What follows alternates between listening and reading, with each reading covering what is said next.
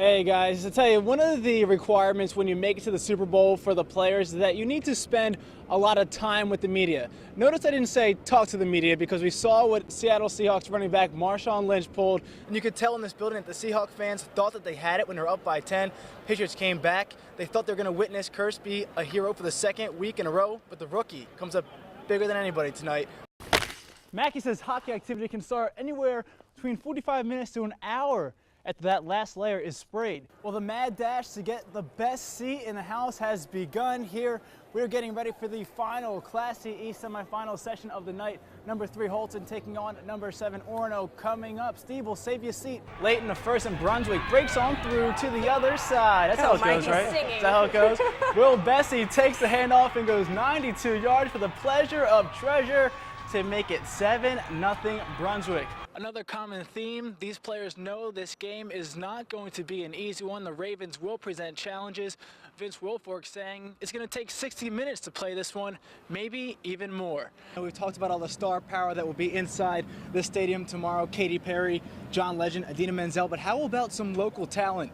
The group William Close and the Earth Harp Collective is made up of about a dozen people, and one of them is from Portland, Maine. It's a little bit chilly where I'm standing right here, but I'm keeping my hands warm like this as the basketball action starts to heat up. Well, it's a cold night for football with temperatures expected to drop as low as the average age of the kids playing on the field in the teens. But hey, who cares about the temperatures when there's a gold ball on the line? Not these two teams.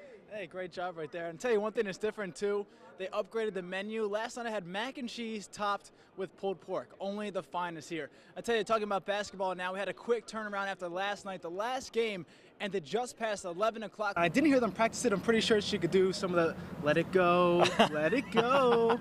She could do it probably. Johnny Mailer put on a pair of skates and joins us from there tonight. Johnny.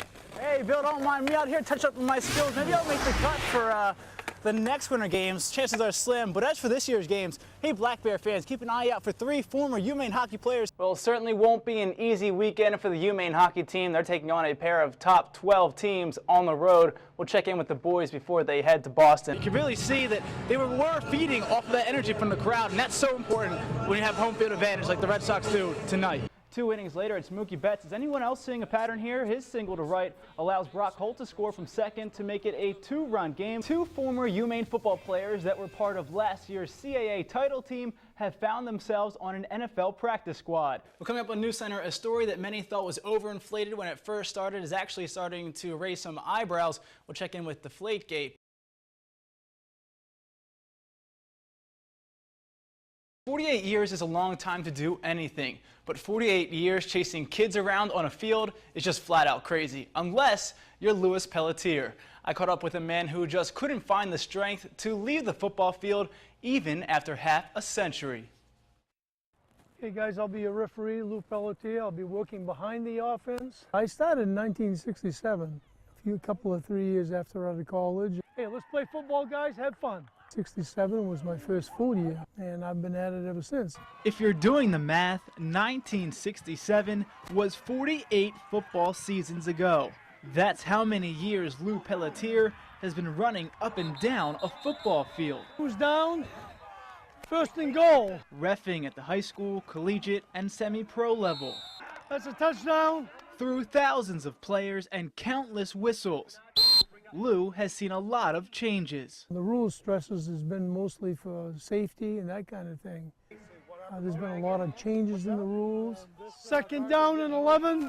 Not only for the types of penalties, but what the penalty is. Those have all changed. And with every passing season, his body tells him the game isn't the only thing changing. Every year it's a new issue. Right now I wear knee braces, which I never did before. My knees aren't terribly bad, but they're talking to me. I find now that if I take a 12-month period and think about how I feel in 12 months, the best I feel physically is in the middle of October, in the middle of football season. Timeout, Meslowski. More than 5,000 games reffed. There isn't a game he hasn't reffed. I've had the opportunity to referee state championship in every class. I've done the C, B, and A as a referee probably more than once over. over the years, and those are all good memories. You know, where you travel down to Fitzpatrick and you work some of the games with other boards. Why keep doing this? Well, his reason isn't any different than anyone else retiring from football. And so, some of the best memories also, not just officiating, but being associated with a group of guys. There's a lot of camaraderie where you ride together to a ball game and you talk football. You talk football. There's something about that for men like Lou. It's not just a game, it's a connection. It's what binds him to his friends and to 5 decades of football players who love a simple game. That's 5 yards. There is an end to all this. There always is. We got a dead ball foul, encroachment on the defense. That's 5 yards, and that's a first down. For Lou, it's making it to 50 years of reffing. After that, it's probably going to be time to be done. He's just 2 more football seasons away. It's a little bit more taxing every year, although I've always seemed to manage. It seems like you put your things on and you transform. You know, you're ready to run. It's clear his love for the game will never end, but the running will. Hey Lee, bright and early is right. You know, while we've been in Arizona, we've been looking for all types of Maine connections. We've met a lot of people who have moved from Maine here to Arizona, but not many have actually brought Maine with them. But I introduce to you the lady known here as the Lobster Lady. Are we ready? Yeah! Up to an hour before it opens, the Lobster Lady has a line waiting to order something from her Lobster Shack style menu. All right, Richard, there's a traditional Maine style. Connecticut style is coming right up. The woman with the claws is Diana Santos Spago, who hails from Idaho. Working alongside her family, the truck is more like Our cozy little home here. a cozy, crustacean-filled home that has been feeding the greater Phoenix area for years. Oh, there's times where I'm sure, I mean, I don't think I'm that, you know, that I get stressed out, but the look on Ross's face. So.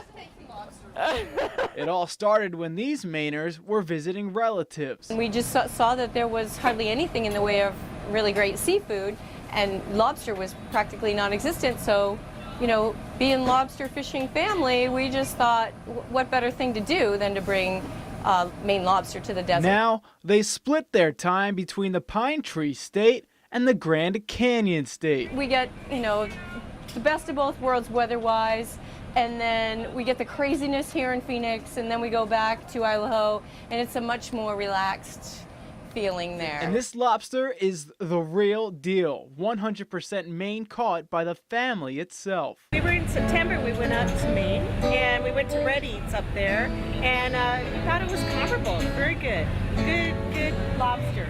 The ocean isn't here, but the food certainly reminded me of it, yeah. That's like a pretty big compliment, I'd say. And with the Patriots in town playing in the Super Bowl, they're seeing more visitors from the Northeast. My phone has been ringing nonstop. We've had a lot of people calling us from away that want to come catch up with us, which we think is awesome. We are rooting for Seattle. Okay. This is Seattle fans getting lobster from Patriot fans. Yes, yeah. It was incredible to see the people who were lined up that had never even been to that food truck before.